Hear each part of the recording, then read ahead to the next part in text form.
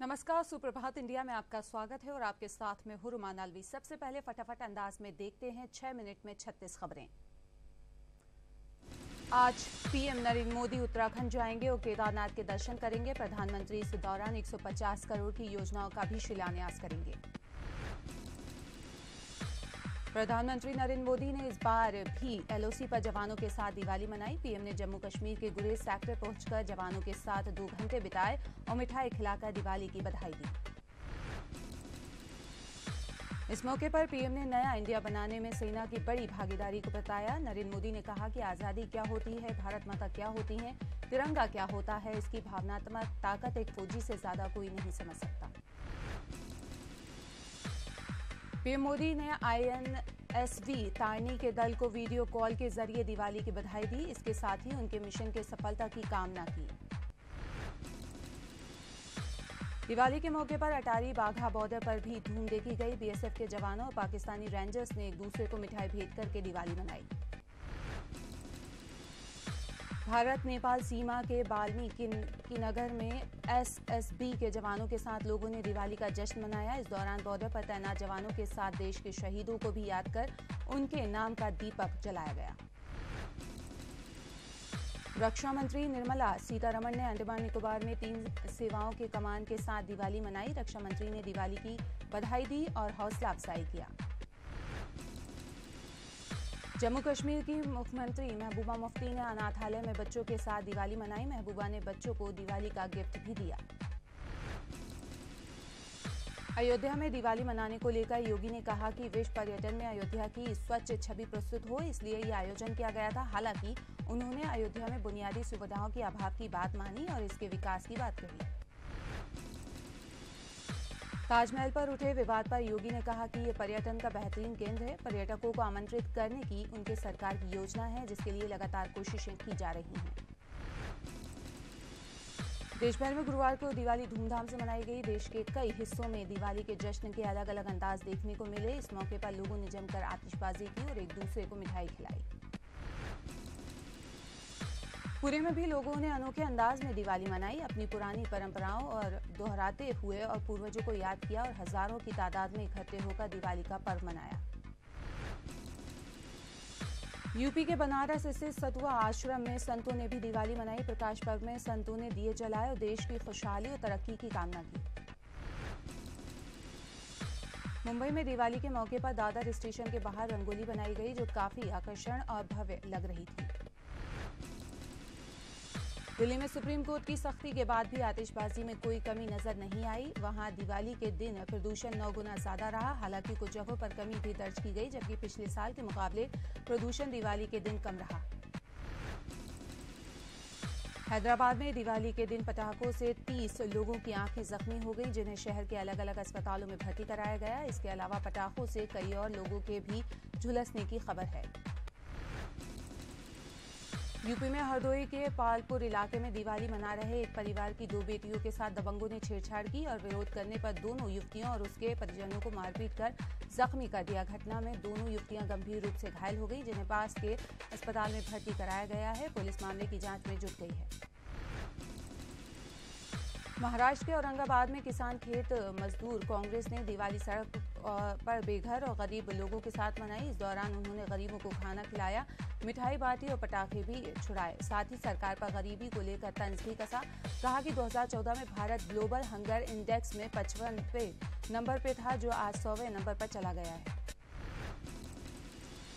दिवाली के मौके पर विदेश मंत्री सुषमा स्वराज ने पाकिस्तानी नागरिकों को बड़ा तोहफा दिया। सुषमा ने ट्वीट कर कहा कि दिवाली के शुभ मौके पर भारत की ओर से उन सभी मेडिकल वीजा की मंजूरी दी जाएगी जो लंबित पड़े हैं और जायज हैं।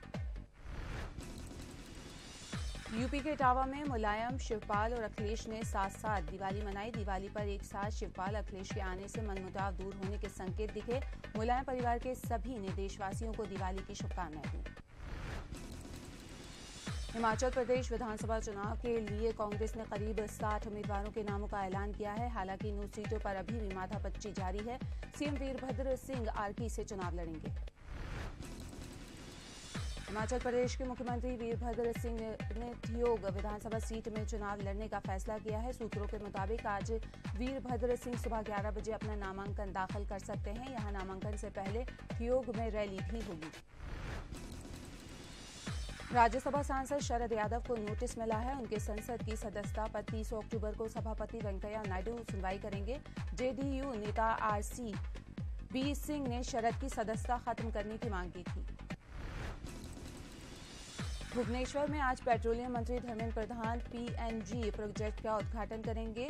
इस प्रोजेक्ट के जरिए आसानी से पाइपलाइन के जरिए कुकिंग गैस लोगों के घर तक मुहैया हो सकेगी। ये प्रोजेक्ट हालांकि 2018 में पूरा होना था, लेकिन ये 6 महीने पहले ही पूरा हो गया है। पहले चरण में 255 कनेक्शन दिए जाएंगे। उत्तरकाशी विश्व प्रसिद्ध गंगोत्री धाम के कपाट बंद होने का शुभ मुहूर्त तय हो गया है। सुबह 11:40 पर गंगोत्री के कपाट बंद होंगे। वहीं श्री बद्रीनाथ, केदारनाथ और यमुनोत्री धाम के कपाट बंद होने की तारीख विजयदशमी पर्व पर तय हो चुके हैं। सुप्रीम कोर्ट ने रेलवे को हर ट्रेन में ऑक्सीजन सिलेंडर मुहैया कराने का आदेश दिया है। शीर्ष अदालत ने कहा है कि सांस संबंधित बीमारियों से पीड़ित मरीजों को ऑक्सीजन की जरूरत होती है, लिहाजा हर ट्रेन में ये उपलब्ध कराई जानी चाहिए। बिहार के खगड़िया में महादलित बस्ती पर इलाके के दबंगों ने हमला बोलकर 70 से ज्यादा लोगों के घरों को आग के हवाले कर दिया। घटना के बाद बस्ती के लोग डर से पलायन करने को मजबूर हैं। बताया जा रहा है कि इस घटना के पीछे जमीन और जल का विवाद है।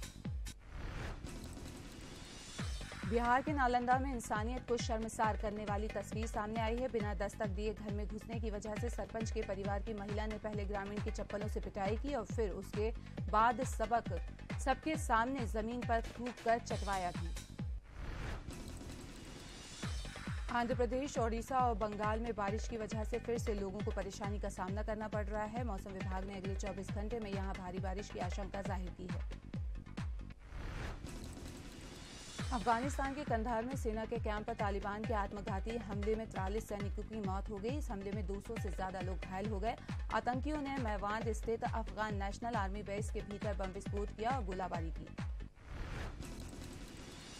मुंबई हमले के मास्टरमाइंड हाफिज सईद की नजरबंदी 30 दिन के और बढ़ा दी गई है। पाकिस्तान की पंजाब प्रांत की न्यायिक समीक्षा बोर्ड ने हाफिज पर नजरबंदी का फैसला सुनाया है, जो 24 अक्टूबर से लागू होगी। हालांकि उसके 4 सहयोगियों की नजरबंदी सीमा नहीं बढ़ी।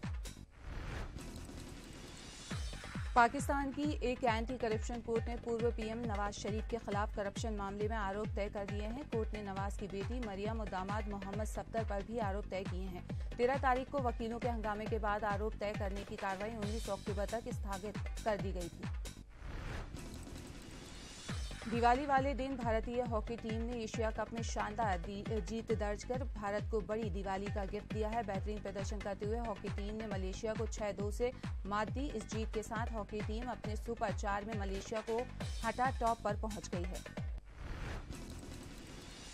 वहीं साइना नेहवाल ने जरूर दिवाली पर देश को मुस्कुराने का मौका दिया है। साइना ने डेनमार्क ओपन में ओलंपिक और 2 बार की वर्ल्ड चैंपियन स्पेन की कैरोलिना मारियम को 22-20 और 21-18 के अंतर से हराया है।